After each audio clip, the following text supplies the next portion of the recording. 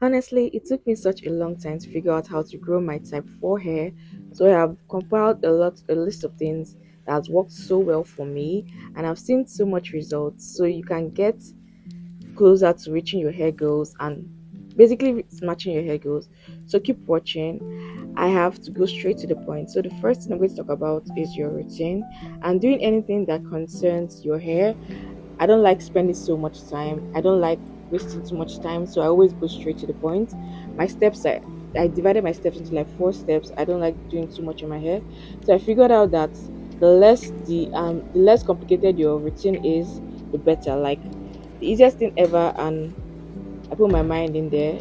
That's actually what, like, I actually film and then do my hair. So me filming and doing the hair takes a lot of time, so I had to reduce my steps. And yeah, for me filming and doing my hair, it takes an hour, but me just doing my hair without like filming takes 30 minutes to 40 minutes. So when you're done with your whole routine, I like to make sure my routine is less complicated, like doing my hair myself. I don't see it as a tax. I always see it like me pouring into myself, like a form of self-care, me taking care of my hair. So prolong is just, don't prolong your hair too much, and procrastination is not good. It's just doing your routine, make it less simple, so it makes it easier for you to actually want to actually take care of your hair.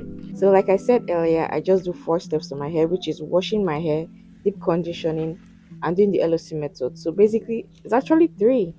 I do 3 steps, and guys, it has made my routine so easy. Like I don't have to be stressing. I'm thinking, oh my god, what am I supposed to be doing? Especially if you're a natural hair girly and your hair is 40 hair and it's very thick, you will know that. And if you have plenty hair, it's a lot of work. So me always sectioning my hair and doing just these steps has really simplified wash day. Like I look forward to doing wash days than rather than seeing it as a tax and making it look like it's one big thing. So yeah, that's one thing I've been able to do. And also another thing that's helped me is doing treatment. So I started doing treatment last year, that was 2024, and I've noticed a lot of difference. So basically the reason why I started treatment was because I was someone struggling with excessive breakage, and I was trying to like get stop breakage. So I watched some videos on YouTube, I did my research and found out that some treatments actually make your hair to stop breakage. And when I started incorporating in my routine, I saw a lot of difference in my hair. So basically, I've done some treatments on my hair. I've done fenugreek, I've done cloves and rosemary, I've done aloe vera. So basically, these are things I've done to my hair that actually I've seen like difference in my hair. So I have a video where I talked about different treatments I've done on my hair. So I'll link it in my description box. You can actually check it out. So yeah, so treatments have actually helped my hair to actually grow. So incorporating treatment helped in strengthening my hair because I have fine hair and it has made my hair to break so much. So incorporating treatment in every single routine, like my hair loves it so much. And yeah, you find treatments that actually make you retain length. And there are so many benefits from using all these treatments. So do your research and know what works for you. Watch videos. You can watch my videos and learn one or two about like treatments and everything.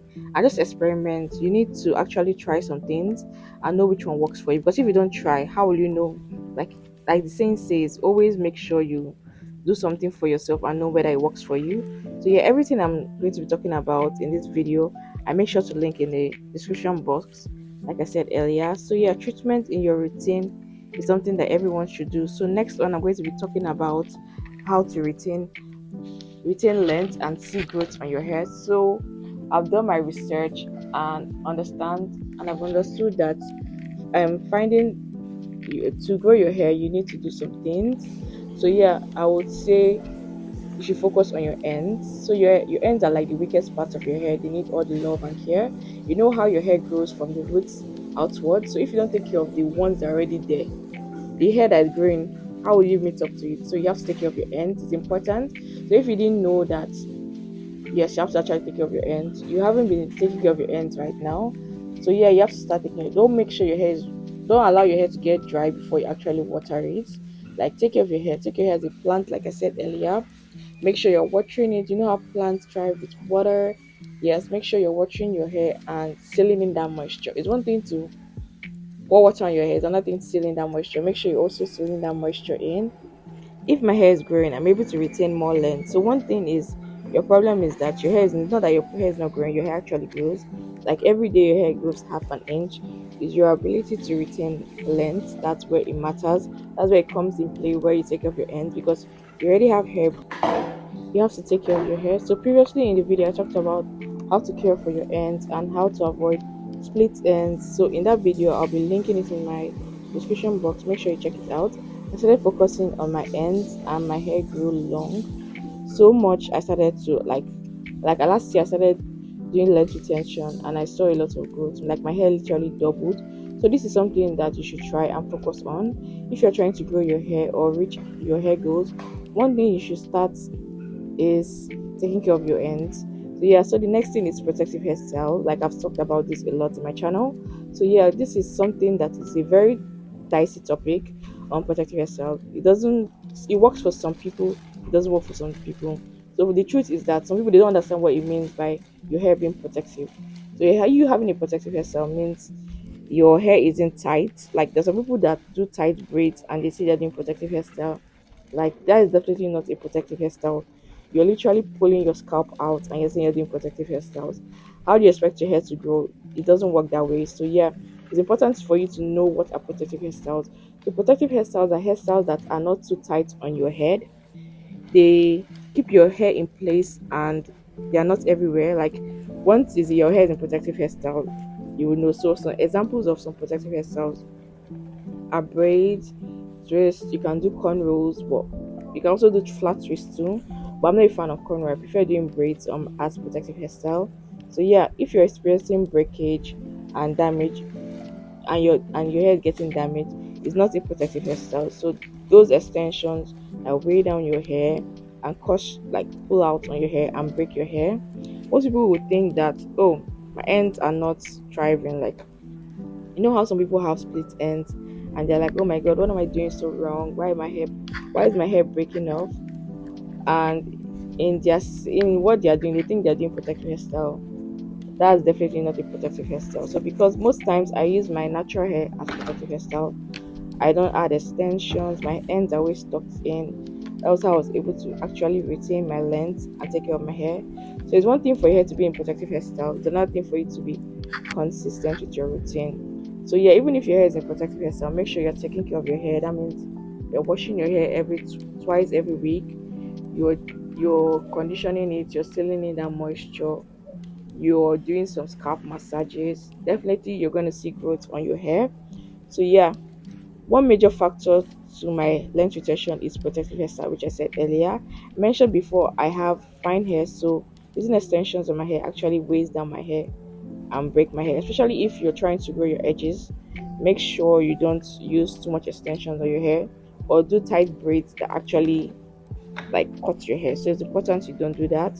So yeah, one thing another thing is for you to know your hair type. So there are different hair types.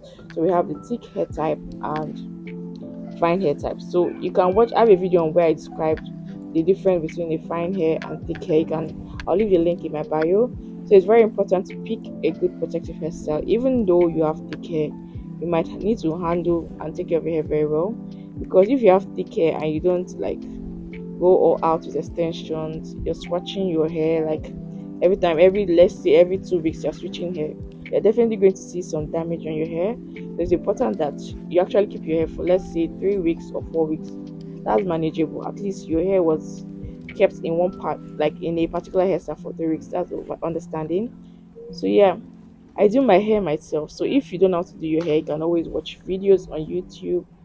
Like YouTube is your best bet. You can always search how to do cornrows, how to do braids. Because I noticed when I started doing my hair myself, I noticed I started seeing a lot of growth on my hair. Like most stylists in Nigeria, they don't know how to take care of natural hair. Even the ones that know how to take care of your natural hair, you still have to explain to them, oh, you have to do this, oh, you have to do that. So to avoid all those extra wahala, just do your hair by yourself. So yeah, I remember the first time I actually started braiding my hair. So it didn't come out that good. As they say, practice makes perfect. The more you do something, the more you get better at it.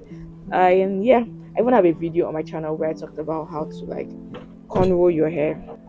So I keep my hair for 3 months and document it. So I have a whole video on where I talked about how I take care of my hair in that 3 months. So yeah, So we have a community here where we actually keep our hair for 3 months and we keep ourselves accountable. We motivate each other. I'm going to be doing my hair treatment, my wash day, my routine.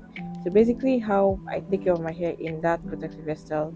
So if you're interested, you're free to join. You can always start. You can always start. Like nobody's telling you when to start. You can always start. So I track my journey. That's something that's been able to help me like take pictures, do videos, so you can actually see that your hair is growing. I remember when I started doing my natural hair journey, I wasn't taking picture. You know how you have your hair, so you don't know that your hair is growing until someone be like, "Oh my god, your hair is actually growing! Like, can you see the growth on your hair?"